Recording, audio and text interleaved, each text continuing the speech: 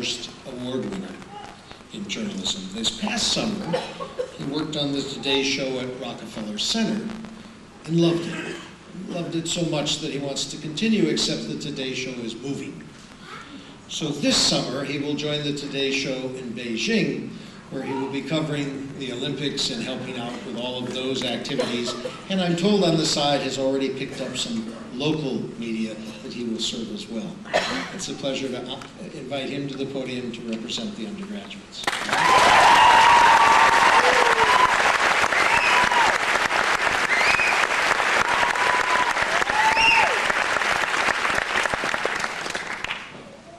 As journalists, we all know the importance of time and deadlines. It has been hammered into our heads well before we stepped foot into our first editing and writing the news class freshman year. And now today, we face perhaps the most looming deadline of them all, graduation. Our leads are all written, our TMs completed, and our first Medill Fs behind us. Our 4-year deadline has arrived. Well, almost. You see, before we throw our caps in the air, I figured this would be a most opportune moment to remind you one last time about an important lesson we all learned at a very early age. The 5 basic W's all young journalists are encouraged to ask when they start creating a story. Our story of our last 4 years here together at Northwestern. The first W would be the who. Who are we? Well, one of my favorite aspects of defining the who of our graduating class is our diversity. We come from 48 states, 18 countries, and represent various nationalities.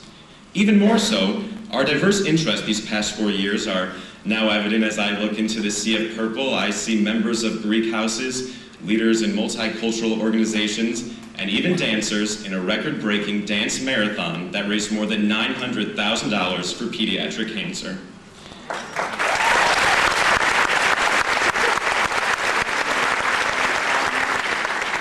The activities we pursued during these last 4 years are too many to mention, but even more diverse are the career opportunities that so many of us will pursue. I know after talking to many of my friends that we don't have just the best future journalists of the world here today, but some of us are going on to medical school, law school, marketing and PR positions, Teach for America, and even working on political campaigns. Fellow graduates, our opportunities are endless. Next W, the what? Or really, what's next? It's that dreaded question we've been asked now for the past 3 quarters. We're entering the world of journalism at a very special time.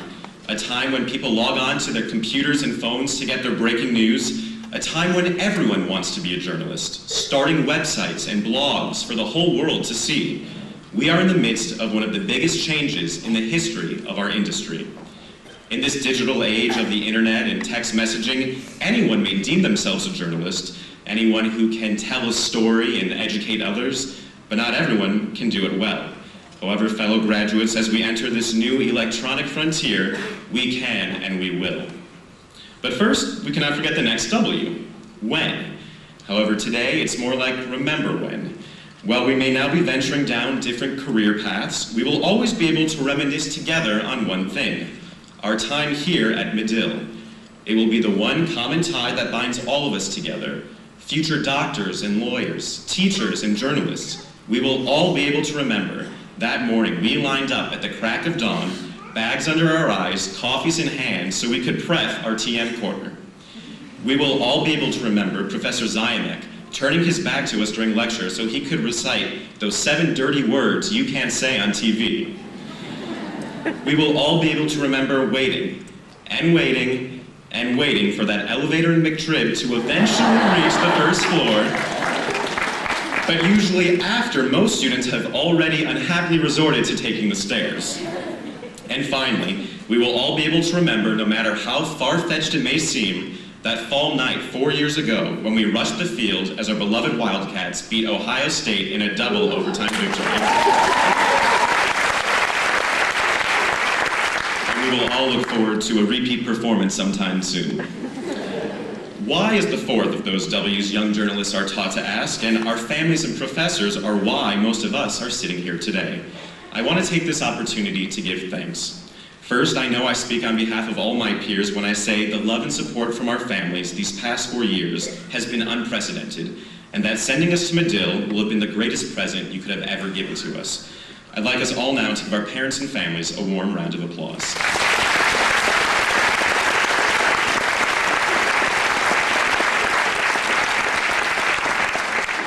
Second, I'd like to thank the incredible faculty here at Medill.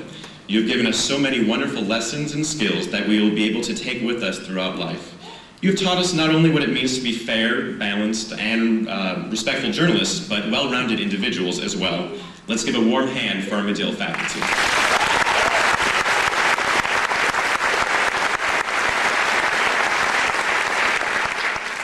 Finally, I'd like to thank you, fellow graduates, for all the support and warm memories that we have given to each other. I think the best journalists tell great stories, and I know I'm leaving here today with countless stories because of the friendships and relationships made at Medill. It was just about 4 years ago while I was interning at the NBC station in Cleveland when I had a conversation with the director of programming that went something like this. She asked me, "So, where are you off to school in the fall?" And I answered proudly, of course, "Northwestern University, it's just outside Chicago." But she cut me off. "Oh, Northwestern, you're going to Medill? You know, Medill is like a stamp in your passport to wherever you want to go." I've never forgotten that exchange, and you know what? I think she was right. We were all leaving here today with stamps in our passports. Here comes that last W, to where? To success. To Newsweek and to Time.